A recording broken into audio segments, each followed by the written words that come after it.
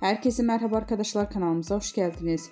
Kim Milyoner Olmak İster yarışmasında Mert Ramazan Demir benzerliği sanal medyada olay oldu. Kim Milyoner Olmak İster son bölümünde sorular değil bir yarışmacının ünlü oyuncu Mert Ramazan Demir'e çarpıcı benzerliği geceye damga vurdu. Yarışmacının yayınlanmasının ardından sosyal medyada kullanıcıları adeten alarma geçti. Yeni bölümleriyle ekrana gelen yarışmalardan büyük ödül için verdiğim mücadeleler her zamanki gibi heyecan yarattı.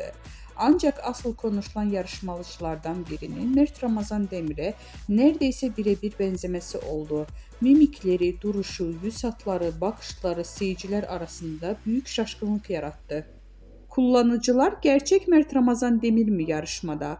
Bu benzerlik tesadüf olamaz. İkizini bulmuşlar resmen gibi yorumlar paylaşıldı.